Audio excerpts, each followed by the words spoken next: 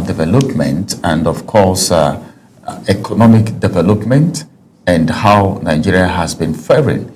Now, we want to look at culture and tourism as a viable tool. This is one area that a lot of people don't look at.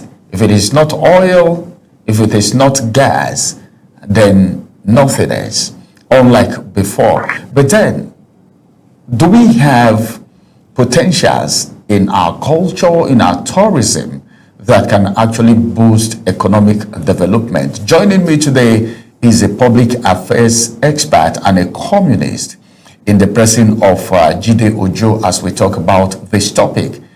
Good morning. Yeah, good morning, MC. It's my pleasure. Thank you very much for joining us on the conversation this morning. Let's get to talk about culture. We're talking about, a lot of people have been clamoring for economic development. Even the federal government have given instructions severally that all hands need to be on deck as far as economic development is concerned. But one area is not really looked into, or probably some persons are trying to explore the area but don't have a smooth sailing. Now, what do you think about our culture and tourism as a people? Well, incidentally, I did an article on this same issue about a month ago in my column in the Punch newspapers, where I extracted how culture and tourism could be a money spinner and gold mine for Nigeria in the non-oil sector. Federal government, state government have been talking about diversification of the economy. For too long, Nigeria has been a monoculture economy, depending for over 90% of its income on oil and gas. And as you have seen, globally, oil and gas is taking backseat with the emergence of, electric vehicles and all of that. So the demand for oil is gradually reducing, and we are now playing catch up. So in the next 10-20 years, we may not even have buyers for our oil. And that is why we need to use the resources from the oil and gas to develop our culture and tourism sector. Interestingly, when I was researching into this, I encountered the fact that we have over 1,000 tourist sites spread dotted across Nigeria. And these sites, if they are well kept, if there are infrastructure around these tourist sites, they can generate billions of dollars for Nigerian government. Let's calibrate. Look at our entertainment, music, comedy, film. Nigeria today produces an average of 2,500 films per annum, second to Hollywood. That's globally. We rank second. And this is with limited support from government. Imagine the emergence of Nollywood from the late 80s, early 90s. How that has been a money spinner. I was in Ghana in 2008, and I went to observe election. I went to a suburban environment, and the moment the people in the community saw me with the Nigerian tag, they started asking me about Ramsey Noah, about Iniedo, about many of our top actors and actresses, and whether I know them and how they are. And I was fascinated. This is not even Accra. We are talking of far-flung rural community where people, because they consume a lot of our films. And across Africa, that's the same story. Go to Kenya, go to Uganda, go to South Africa. Our films are being consumed. Look at our music. The likes of Burna Boy, Davido, Wizkid, Shaka, and the rest has put us on global stage. You know, with our indigenous rap culture, with music, we are earning a lot. Many of our Nigerian pop and hip hop artists, many of Grammy Awards globally, but the potentials are not fully explored. And if you look at our cultural side that talked about, you know, all over the country, the one in Nigeria, we have one in Gurara.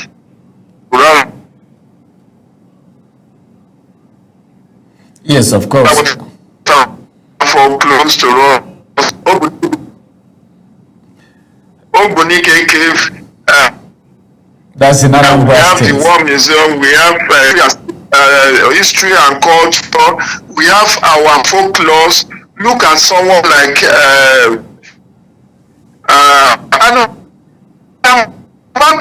the Renovation National Theatre last Sunday and last week Sunday, where the refurbished National Theatre was named after Professor Wole Soyinka, the first Black African to win the Nobel Prize in Literature way back in 1986. Look at the likes of Professor Chinua Achebe, who at 28 wrote a classic book called Things Fall Apart, which has been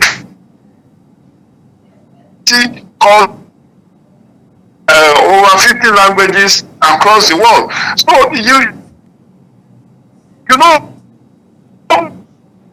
Those are the very point is that beautiful we have times. achieved. Yes, of course. Those are very beautiful times, and these people deserve all of that. It's important for government at different levels to work together in a more coordinated fashion to make sure that we gain maximally from all of this. All right. Thank you very much, Jide. Now, let's get to Nigeria as a country. Now, you've mentioned all of these. What do you think, all right, about the people's mentality, and why are Nigerians not even exploring this area? You see a lot of people travel out of this country, all right, for tourism. If you get to these travel agents now, they will tell you there is something they call tourist visa, all right? So as it is, this tourist visa, a lot of money is being spent to get it. And as you are traveling out, you are booking a hotel with the locations you will be visiting. All of that is in perspective. It's going to be stipulated in your application and all of that. And that boosts economic development. But why are Nigerians not thinking about that? Okay, because most of the things they even travel out to go and see, except for maybe just a few, we have them in this country. But why are Nigerians not thinking about that? All eyes is on the federal government jobs and the oil sector.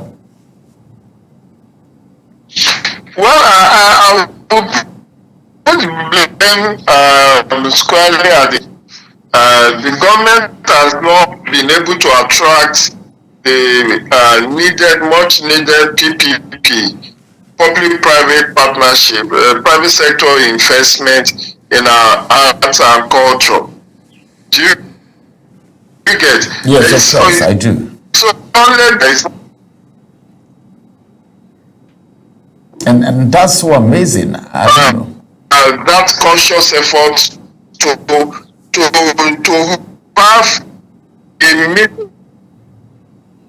Of course. serve as the driver of change. Now we have a creative economy, art, culture, tourism, creative. The young lady there is doing a great job. Even if I'm saying that,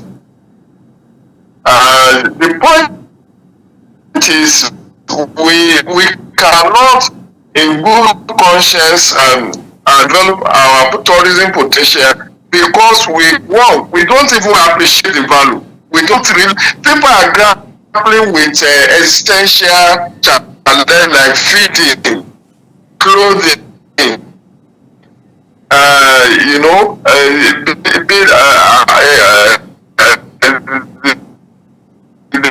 they are grappling with trying to afford basic needs for prayer. They are very negligible. They are very negligible. Maybe the 1% who talks trying to have some time for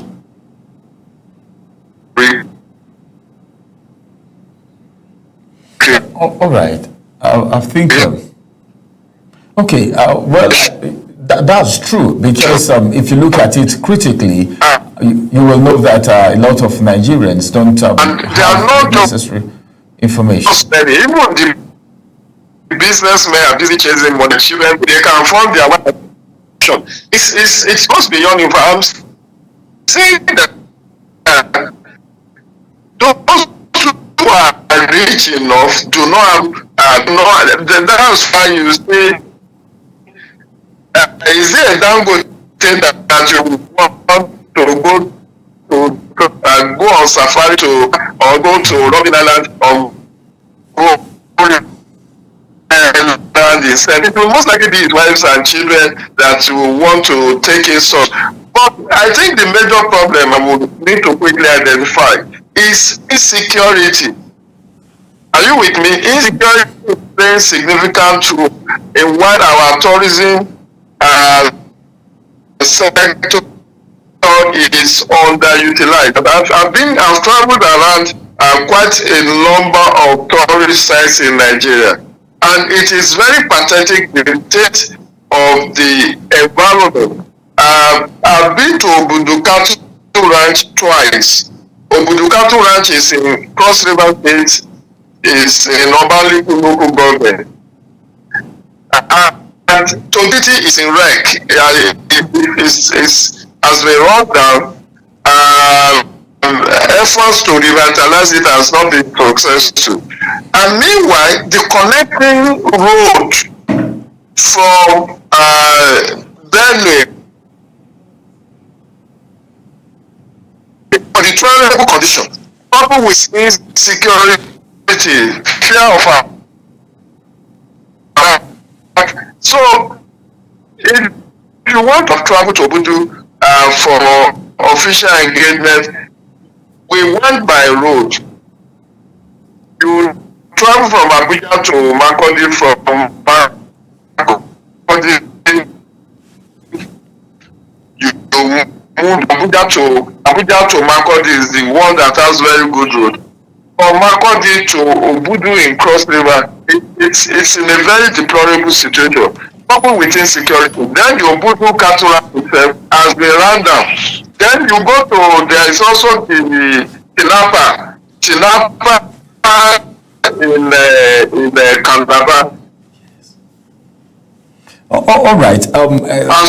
That's so pathetic because I wonder why places like that shouldn't be given good attention when we have a place like Obudukatu Ranch. Now, as it is, we'll go on a quick break. After this break, we'll return and, of course, we'll talk about the government's role, the role that the government is supposed to be playing in all of this. Talking about economic development, that's one area that a lot of Nigerians need to contribute and participate and bring their expertise on board to make sure the cry of a dwindling economy comes to an end. But this is one vital area, culture. Before now, we know how very vital Nigerian culture is. We know how tourism has benefited a lot in Nigeria.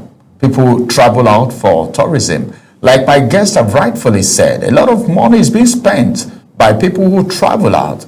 Businessmen sponsoring their family, their wives, their children abroad for tourism. Nobody even care. During holidays, you see people traveling abroad, not minding whether or not we have tourist centers. But my guest just talked about very important and good places that we have in Nigeria. But then the attitude of people who are in charge, as it has to do with putting this place in order to be a world-class tourist center and site, is what is lagging right now. And of course, I have Jide Ojo, who is discussing this very vital issue with me today on the program. All right, Jide, let's get to the issue of the government's role now.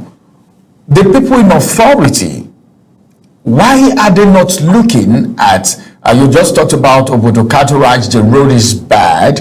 We have the state government, we have the federal government, we have the minister of works and housing.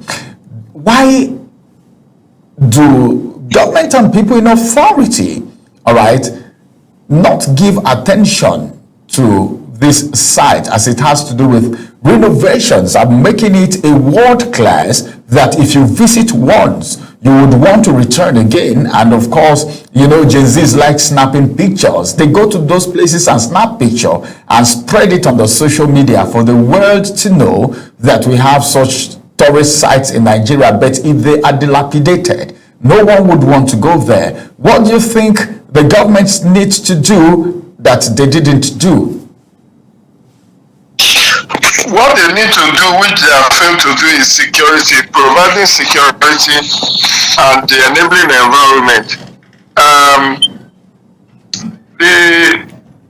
Nobody wants to go to tourist site and get abducted by bandits. Traveling across Nigerian environment is a lot of raises a lot of concern. Given what is being reported in the media about the issue around banditry, and this particularly when you look at tourist sites which are immovable, you can talk of music, in arts, in films.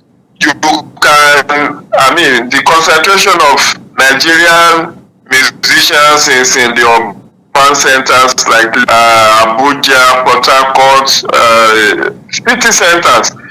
So they are safe relatively.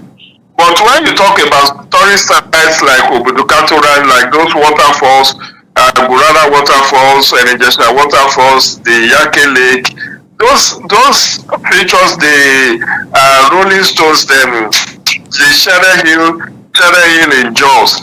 All of these are statutes. They are there. You have to go visit. But the unfortunate thing is that government is not providing the enabling environment. One, there is a lot of risk going to visit those places because the access road is bad. There are no hotels. So even if tourists want to stay the night, there are no good hotels. Food is very important. People who travel from across the world to come around wants to have safety and security as a paramount thing. When you talk about dirty Lagos, where Lagos is cashing out every December, you will find out that people can travel across the globe to come. They feel relatively safe in Lagos. But if you move to the hinterland, where many of these tourist sites are, the roads to those waterfalls, to those just talked about the Obodo Katoraj, the roads to many of the other tourist sites are impassable. All right. Then there are no hotels. And once if you can attract private sector, government can attract private sector, just like the they give license to people to come and do mining in Nigeria. They can also license. They should also license tourists, people who are interested in tourism, so that they can invest in it too. Tourist development organization to come and invest. All right. Our time is up already. Our time is up. That is very vital. I think we need to just watch the government and see. I don't know. I think this is one aspect that needs urgent attention, as a matter of fact. Many thanks for joining us on the conversation this morning. It's my pleasure. Enjoy the rest of your week. And you too. Thanks so much. Well, this is going to be the size of the first conversation today on Global Morning Economic Development. Very vital. And of course, we need to do everything to explore every area, not just concentrating on the oil sector, so that we can pick up our economy again from where it is. All right.